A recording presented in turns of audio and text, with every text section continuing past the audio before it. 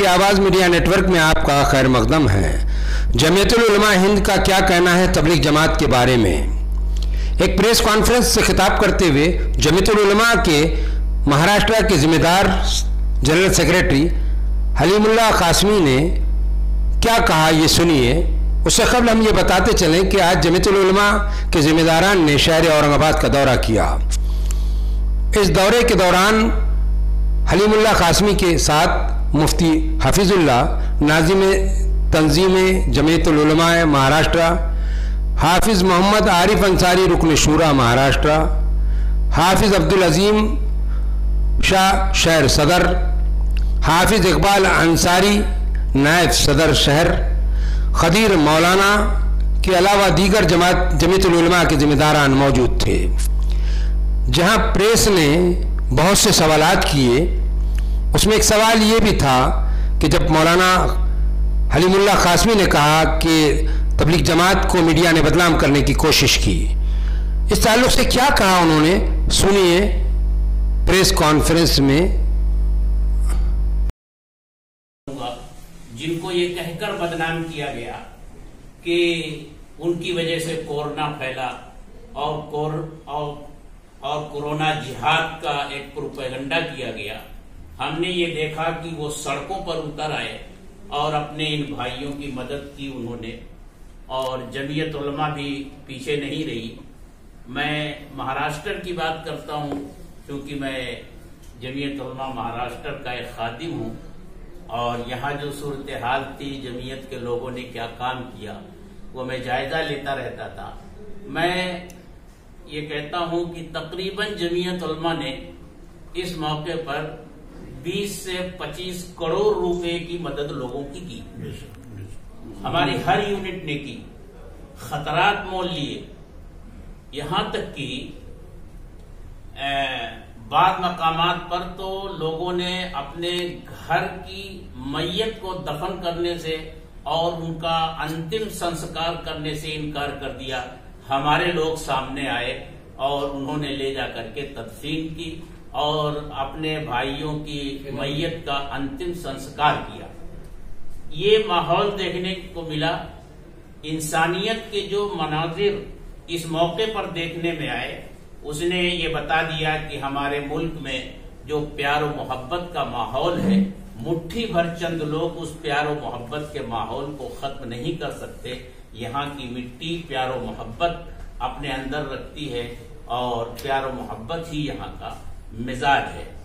तो यहाँ औरंगाबाद के अंदर हमारे जिन भाइयों ने इस सिलसिले में मेहनत की, काम किया, उनकी हिम्मत अफजाई के लिए, उनकी हौसला अफजाई के लिए आज एक प्रोग्राम रखा गया है और उनको असनाद दी जाएंगी, उनका इस्तकबाल किया जाएगा और उनकी हौसला अफजाई की जाएगी। इसलिए हम लोग मुंबई से यहाँ आते हुए।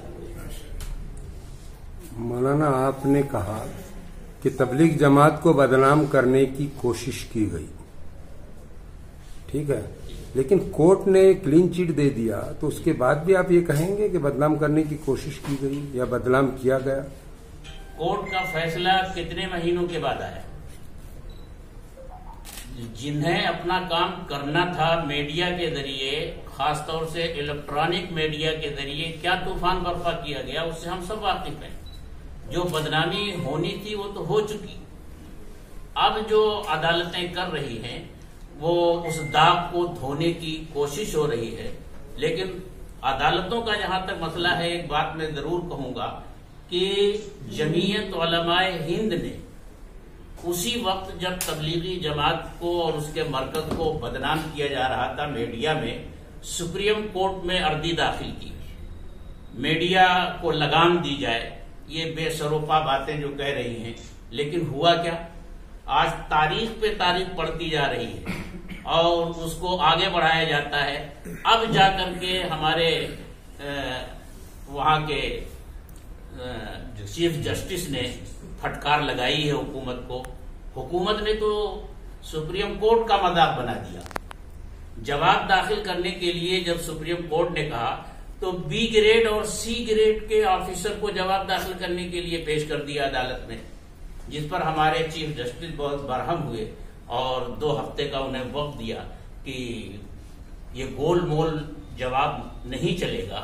آپ صاف صاف باتیں آ کر عدالت میں کہیے. اتنا اہم مسئلہ اس کو اتنا ٹالا گیا. اور ایک ارنب گوسوامی، اس کا معاملہ جب یہاں اٹھا، اس نے ہردہ سرائی کی تھی اور وہ سپریم کورٹ چلا گیا، اس کی اسی تاریخ میں سنوائی ہوئی. تو جو اہم معاملہ تھا تبلیغی جماعت کا، اس سلسلے میں کورٹ نے بھی، میں یہ کہوں گا پورے احترام کے ساتھ کورٹ کے، کہ جس طرح سے اسے اس مسئلے کو لینا چاہیے تھا شاید اس نے نہیں کیا. حتیٰ کہ عزت کا دعویٰ کیوں نہیں کرتے آپ پھر، جب تبلیغ جماعت کو بدنام، منظم طریقے سے بدنام کرنے کی کوشش کی گئی آپ کہہ رہے ہیں، تو حتیٰ کہ عزت کا دعویٰ کیوں نہیں کرتے ان پر میڈیا والوں؟ جب کورٹ کا فیصلہ آ جائے گا اور ان کو قصوروار ٹھہرا دے گی کورٹ، تو انشاءاللہ ہم ضرور کریں گے عزت کا دعویٰ. بے روزگاری پر آپ نے کہا